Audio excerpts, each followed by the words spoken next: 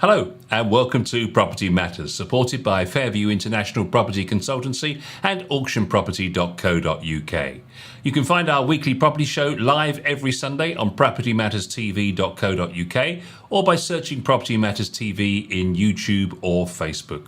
Whenever or wherever you're enjoying the show, please get involved by adding your comments in the comment sections below. And if you'd like to email us, the address is hello@propertymatterstv.co.uk. Property Matters is also available as a podcast every Monday at 10 a.m. following the Sunday show, and you can get it on our website or from any of the main podcast providers. So, Joe, the big news, of course, in property this week that everyone's talking about is the fact that next week is our 100th show. The 11th of September will be our 100th show. We're going to plan something special for that. Yeah, I can't believe it. It's frightening to even think that we've done 100 shows over this period. But we like to be in people's living room on a Sunday morning and share the world of property with them. And hopefully they enjoy having us as their special guests at about 10 o'clock every Sunday morning. Nothing more annoying than having Joe, Josh, and Paul turning up in the living room on a Sunday morning. Can you imagine? And then 100 episodes, It makes me wonder, actually, in that 100 episodes, how many hours of wisdom you have dispensed, Joe. Oh, sometimes I have to touch myself to see if I'm so real, Paul. It's so scary to think that way. No, it's been a pleasure, really, and it's quite interesting. We set this whole thing out with the idea of sharing not just the wisdom, but just basic, everyday, common, ordinary conversation knowledge about a subject that is really loved by everybody in the nation, to the best of my knowledge.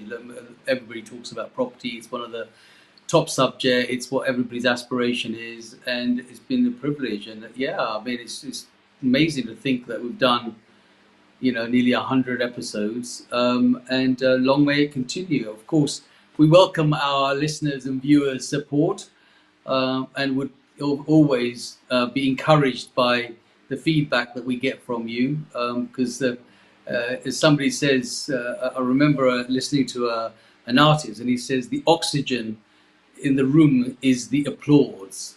And so if you get lots and lots of applause, you always want to do more, and you want to, so if you're on a stage, people say, come back again because they've done a good job, but basically don't come back again, let the curtain go down because you've done a bad job.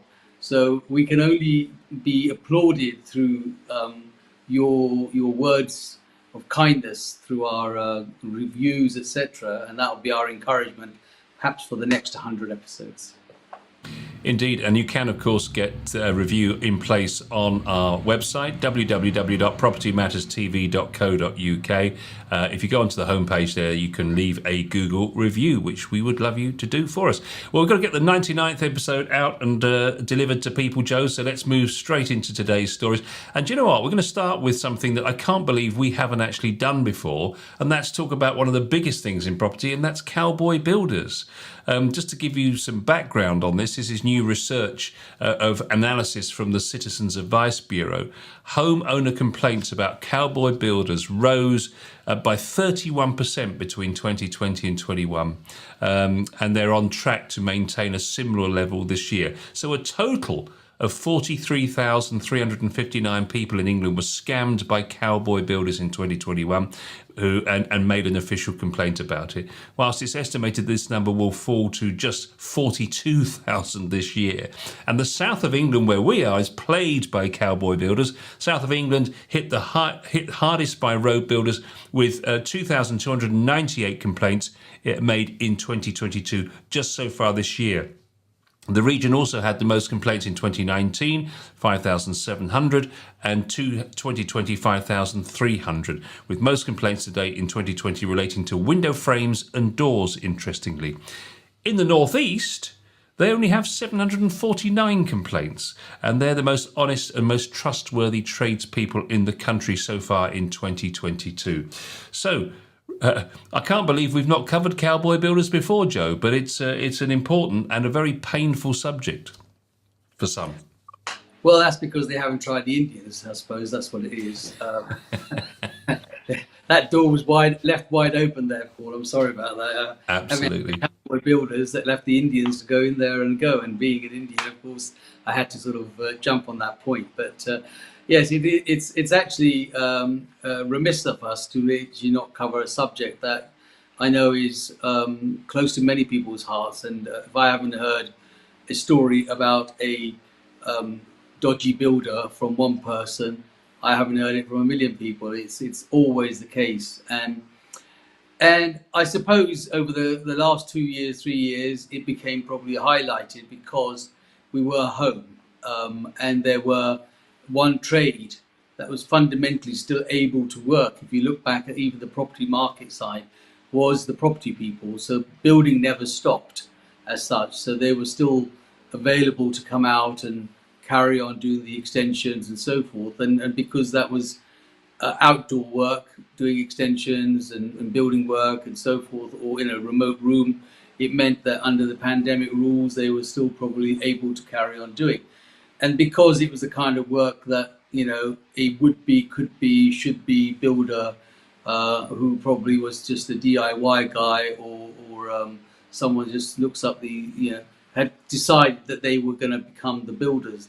And so many people that moved during that period also thought, well, we need this thing to change, we need this updoing, a new boiler, new central heating system, updating of the wires, etc. All of those things brought in all sorts of builders and developers.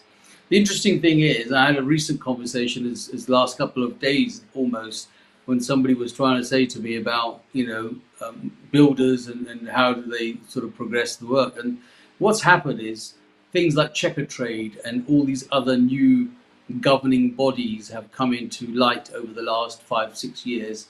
And people start to believe that the ones that are registered and been vetted and dealt with by such operations and organizations are now trustworthy and right people. And sad to say that, it's a basic qualification in order to join a group, a membership group, theoretically, that then is saying this guy has been recommended and trusted, and we go by reviews. We ask for reviews ourselves, and people ask for reviews, and some reviews are good, honest reviews, and some people are just friends who have actually given reviews. And so that gives a little bit of uncertainty of the quality and the type of person. But because they come from a supposedly recommended site, and trustworthy site, people give them that time of the day and say, well, that's got to be good. They'll also charge a bit more because they are trustworthy, but not do the job. And this is not the first. It's never going to be the last that we're ever going to hear about these situations. It is just human nature of builders and developers. And I'm not saying that's one. That's just general. There's probably out of 10%, 1% that you find that are really good, but I always find it's like a good restaurant. If it's full, it's a good restaurant. If an Indian chap is eating in an Indian restaurant, you must think it's good, because he wouldn't eat in an Indian restaurant. And I still think that the builder that you can't get a hold of, or the plumber, and that is actually busy, genuinely busy, and you've used for a long time, is probably because he is good. And the one that is readily available at the drop of a hat, you must always take caution, because why isn't that person busy in a time when it is almost impossible to find good tradespeople? And if someone then is available, then you need to sort of rethink your own strategy and say, well, yes, I know I'm desperate to have that, hole plugged or do something, but this guy was available at the drop of the hat. And then you've got to think about how you're going to deal with that, cost of paying with it, the way you pay it, and what insurances, if necessary, what indemnities do they have to be able to cover the damage they may or may not cause. And those are good telling ways of finding out what kind of a builder or an odd job chap that you've actually got. And some people are genuine. I mean, I'm not saying that that's everybody, but unfortunately, the stats that you're talking about don't come without a reason. They come with a reason, and the reason is that that's what happens. Yeah, you have to do your due diligence, don't you, Joe? I mean, we're talking about looking up the company on Companies House if you can. Speak to some of the clients that they've worked with in the past. Make sure you have a really good watertight contract, and avoid paying too much before the work is completed, or even too much up front if they start asking for money at the beginning to cover the materials, because the suggestion is that most decent builders will be able to get the job started from their own funds, and then you have a structured set of payments that go throughout at agreed times to help fund the build from there on in. Yes, absolutely. It's the whole process. But like I said, builders, like anybody, are good at what they do, and they will come along and they'll convince you to say, "This is what I need to do," and if I can't do that, I've got 4 other jobs. I'll go and do that, and then you're sort of in a rock and a hard place. Do I give this man his money and tell him to go and buy the bits that he needs, and he goes and buys the bits that he needs, and then he goes off to another job for 2 days and says, I had to go over there because that leak started and I had to deal with them. What would you like me to do in your place? You're still sitting there, you've given them the money. So it's just, it's one of those trades, Paul, that we're never ever going to get satisfaction from. But all I can say is, in the years that I've been doing the property side, you do find the trusted people, the people that if it means that they've got to wait a day or two to come, you'd rather wait for them to come because you know that they've done the job for you before, or they've done a job where you had to use them at someone else's place before, and you'd rather use that person and wait a day or two. Like I said, if somebody is readily available at the drop of a hat for maybe a little job, I understand, leaky tap or something like that, you might say, okay, it's a plumber available with a call-out charge, I'm going to do it. People like your Dyno Rods and all these other people that exist, they're all franchised, operated. They're all individuals who buy a franchise. They're not experts at their job. Even I could go and buy a franchise and become, Mr. Dyno Rod and whatever it is that they tend to do. But it doesn't mean that I know what I'm actually doing. So you just got to be careful that who's coming in to do that job. You believe, you trust those people, and I think just due diligence, Paul, is the only thing that was ever going to deal with this. Are we ever going to get away from troubles and problems? Interesting suggestion here, Joe. Every customer should be looking to leave enough money aside that they would be able to finish the project with another tradesperson should the original option leave the job unexpectedly. If there's a breakdown of communication between the homeowner and the tradesperson, then the crucial factor is how much money has been paid by the homeowner. That would make it pretty much very expensive, I would have thought, to leave as much money that you need to finish the job again, so that it would be with somebody else. Or maybe they're saying perhaps that you need a structured set of payments so that you don't pay too much into the job before they decide to clear off. Quite scary, really, isn't it? When you think of it like that, that you've got to you employ someone, and then you've got to have as the same amount saved aside, just in case they don't finish a job. You've got to then bring someone else in. That's why I'm suggesting that it's always worth waiting for the recommended or someone that you've used before or you trust them in order to be able to do the job. Yes, I think payment structure is very important. But builders and developers and decorators and all these people are equally sharp and knowing that what they'll do is they'll say, if I don't get this, I'm going to have to go and finish the other man's job because that's where I'm going to get paid. So you're going to be left in limbo. And you might be left in limbo with this unfinished job for the next 3, 4, 5, 6 weeks. And if you're then booked on a holiday, for example, you then have to think to yourself, well, do I go on holiday or do I stay here and let this man come and then he doesn't come and then you don't go on holiday and you don't do. So it really messes up your whole structure, and they're very clever at doing that. So that's when you end up paying them because you think, okay, well, let me give them some money to entice them to come and finish my job. But unfortunately, builders have had this reputation that they'll take a bit here and a bit there and a bit there and probably be down the pub on a Friday or a Thursday and then think about it at the weekend that they'll do it. And it's sad that it's the few, like every trade, every industry, it's the few that will give the others the bad name, and everybody gets tarred with the same brush. I'm not saying that everyone's that way, but look at the percentage of complaints that the people are recording. There's no smoke without fire. There's no reason those complaints are that high, because people have complained about them, and so you've got to think twice about it. But it's heartbreaking to think that you've got to have double the money almost for a job that you almost think to yourself, I'm going to hire someone, and if they don't finish it, I've got to pay someone else to do it. That's ridiculous way of thinking about it. Funnily enough, I was actually speaking to a builder, funny enough, down the pub a couple of nights ago, and he actually gave me some advice. He said if it was me, he said I would be getting 5 quotes, not 3. Well, that's an interesting situation to find yourself in, and that's a builder talking to me about the situation. And it was saying, because obviously, you're going to get a wide range of different pricing, but it's always advisable to be aware of those that are suspiciously cheap. Yes, yeah. I mean that's a good way of saying that. Don't expect this job to be cheap, and I'm not going to be cheap. So get 5 quotes, and if you think they're the best, go and do it. And when you bug it up, then come back to me, and I'm going to charge you the higher price, and you're going to have to pay through the nose for it. I get that. I get the psychology of those. But at the same time, it's important to make that decision yourself and not be driven by someone else to do it. So yes, 3, 4, 5, you can. But the problem with quotes, Paul, is just the same. They don't want to give you the quotes. They don't want to come out to give you the quote. It costs them time to do that. So their view is, we'll come out and give you a quote. There was a time when a builder would give you a quote and come around and do it. Now they say to you, I'll come out and give you a quote, but you've got to pay me £150 on account. And if I get the job, I'll take it off the job. And if I don't, I've come over and wasted my time to talk to you about a leaky roof, which I'm probably not going to get.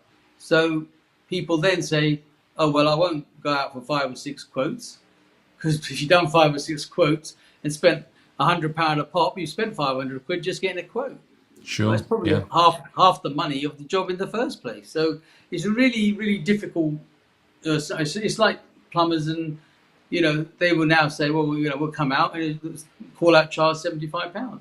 Whether we come up there, look at it, and some of them literally will just come there and look at it and go, nah, it doesn't need that, man. It's 75 quid. And you think, hang on a minute, I could have told you that. But that's the nature of the beast. So it is an industry that will continue to have such faults. So whether you choose the cowboys or find the Indians, I'm sure it's pretty much the same. Yeah, there's a couple of things here. I mean, they seem to hold all the ace cards, don't they? Because obviously you need them to do the job for you, and they're the ones with the skills. But getting people to put things in writing, making sure that there is actually a firm agreed piece of writing between you, write up a contract, and also check the trade association credentials, because a lot of them do say that they're in a trade association when in fact they're not. And potentially, I'm reliably informed here that could actually be a criminal offence to impersonate the fact that you're in a body when you're not in a body. And also, of course, if they're asking for too much money up front, then that really does set the alarm bells going. They're not willing to give you references, people to talk to who've had the work done. And of course, as you mentioned earlier on, they're available this coming Monday, which always is a bit of a clue.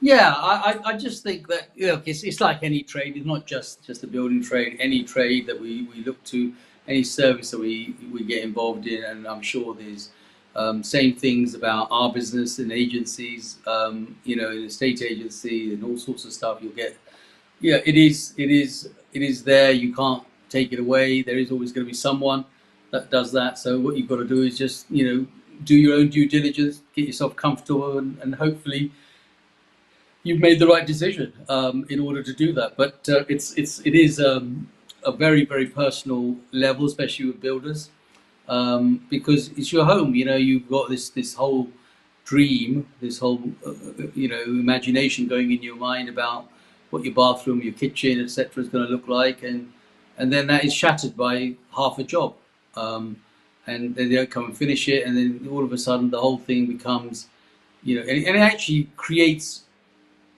a knock-on effect, Paul. I mean, I've seen where people have fallen out, in their household, because one said that guy wasn't right and the other said it was, and they didn't finish the job. And the next thing I know is we've been called because it's created a separation. It's created a problem that is built on so much, based on somebody picking the wrong person. So it's quite deep, really, and I think everybody should take heed and go with, as you say, 4 or 5 quotes where they can get it, or at least 4 or 5 views.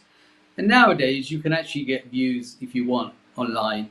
You can take pictures. If doctors can actually repair you by asking you to take a picture of your tooth that's broken or something like that during the pandemic, and they can tell you what medication they're going to do, I'm sure a builder can actually tell you what it's going to cost them to put a kitchen or a size or whatever in there. So I think there are lots more ways of dealing with this, and it's just our advice would be simply, take caution and make sure that you do all your checks as much as you can.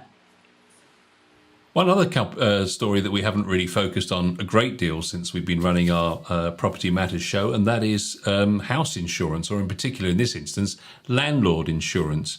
And I just thought it'd be rather fun as we're heading towards our 100th show, just to have a couple of the stories that, because there's what's the phrase they say? It is sometimes real life is stranger than fiction. And there's never been more true than in landlord insurance. So a couple of interesting ones here. The baffling case of the bath and the battering ram. It was the middle of the night when a couple were startled by the sounds of the next door neighbour crying out for help. Fearing for her life, unable to gain access to the property, they called the police, who took the decision to break the door in with a battering ram, and went up to see the tenant stuck in the bath. They were unable to free her without causing her further distress. Quite how she got into that situation, I'll never know. The fire brigade had to be called in order to get her out of the tub. Luckily, she suffered no serious injuries. And the claim for the landlord for the new front door, £1,200. There was also the case in Surrey where we had a World War II unexploded bomb, which was going to have a controlled explosion. Despite all the processes and the professionalism of the company doing the controlled explosion, needless to say, it went everywhere across another landlord's property. Severe cracking of the brickwork along the windows and the doors, and completely blown out. It was a shock for the tenants living inside. No one was hurt in the explosion, thankfully, but the damage was so bad the tenants had to move out. Total claim £204,000, Joe, for the repair and damage to the property. Yeah, I mean, they've had to literally rebuild the whole property. That's probably what's happened there. But the interesting thing about insurance, especially where you are living in a block or in a terrace, because you've got adjoining property. The point here is the adjoining properties. It's not just about your properties. So if you've got a detached house, obviously, there's nobody there. But if you've got a semi-detached or a block, you're a masonette or a block of flats or a row of terraces, it's not just about, it's a bit like third-party fire and theft and fully comprehensive, and it's also about the same thing about your own insurance, because if you are in a terrace or in a block of flats and for some reason, not unbeknown to you, the claim isn't on you, but the neighbour decides that something happened because of some actions on your part, they need to know whether they can claim it on their own insurance or can they claim it on your insurance. And so many people actually perhaps don't have the appropriate insurance or have no insurance, especially in blocks of flats. And that's why in blocks of flats, though people can do it individually, it's often the landlord, the freeholder. It's up to him to actually arrange for a group policy so that it's kind of fair for all. It's always like, who owns the roof? I've got 6 flats below me, but actually none of us own the roof. Well, actually the landlord is supposed to own the roof and the actual freehold. But the landlord probably never bothers to cover that. And then all of a sudden there's a gust of wind, the roof gets blown off, everybody below gets damaged, and he turns around and says, oh yeah, well, I'm not insured. So you all got a claim on your own insurance. And each insurance company will turn around and say, well, we insure your flat, but we don't insure the building.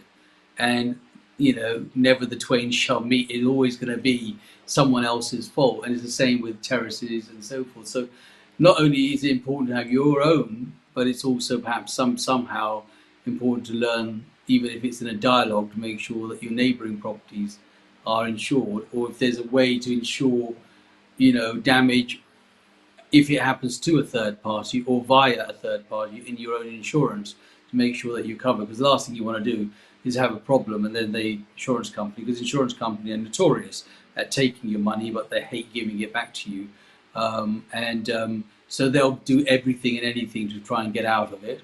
And if it means there's that one tiny little clause that you didn't read that said, if the guy next door didn't have spark plugs or something in his house, I don't know, your bit's not going to be covered, and that's it. It's blown, So it is important to make sure that you get the best service. But I think the best advice is to make sure that your own insurance covers somebody else, even though it might cost you another £5 a month extra. But it just gives you that security of knowing that if something next door happens, like a bomb blast or a boiler gas explosion or something like that, and it damages your property, then at least you know that you're covered. And that's the main thing out of that. Yes, talking of blocks of flats, one other little story here. In the summer of 2021, a tenant was washing items in the bath in North London, and as she was doing so, she was distracted by exciting events on the Euros happening in the football on the television. So she rushed downstairs to watch the game, and unfortunately didn't turn the tap off, and she didn't go back for 2 hours. So the water went through into the flat below, causing £10,870 worth of damage for the landlord. So it just goes to prove that it's not necessarily things that you do, it's the things that others and even your tenants will do, as in that instance there. So probably word to the wise. And as it says, real life is stranger than fiction. And one insurer said, believe me, we've seen it all. Trust us. So that's a little bit of words of the wise. Make sure your insurance is up to date and read the small print, I think, probably as well. Let's take a look at our final story. And it's one that we have come to previously, but there is some latest data on this, because there's no doubt about it that buyers and renters are choosing to put these eco features at the top of their buying list or their rental list when they're looking to rent a property. As the cost of living, of course, starts to bite, everyone's looking to see how they can pay less and less for their energy.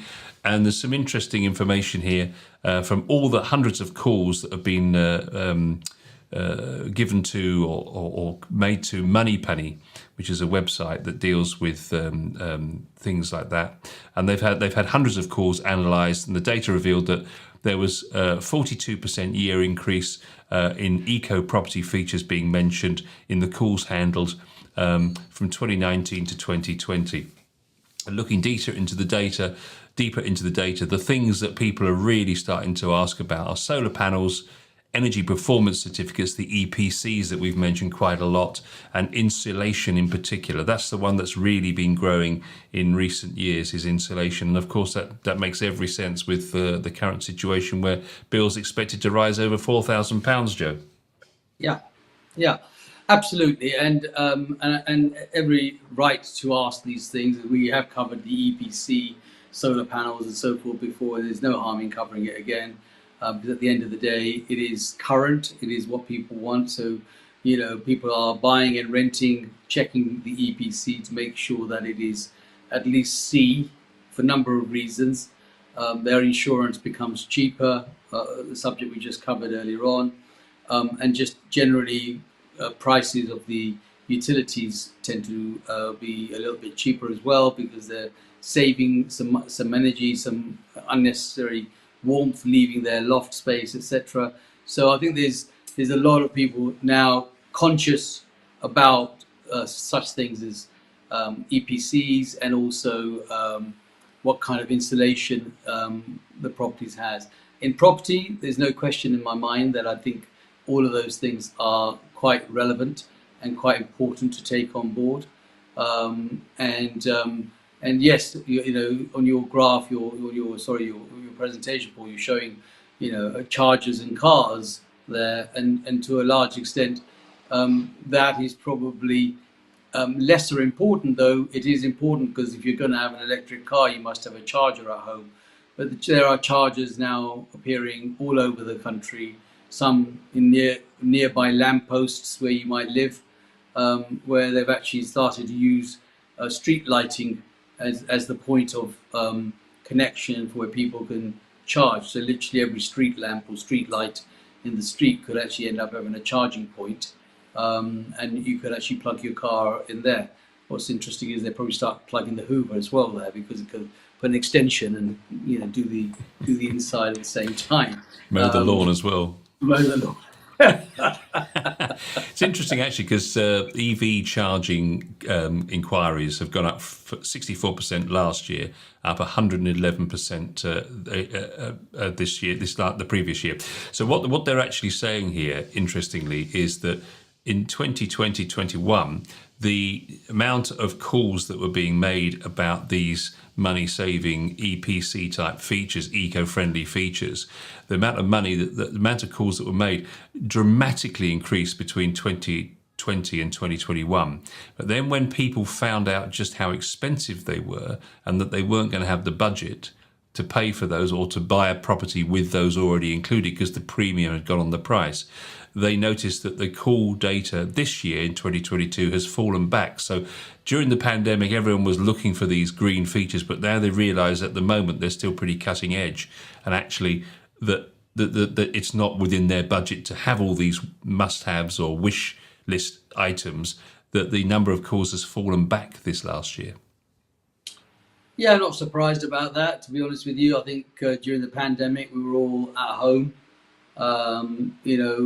contemplating life, thinking how things could be different, and things like solar panels and eco-friendliness, etc., were probably on the top of the agenda.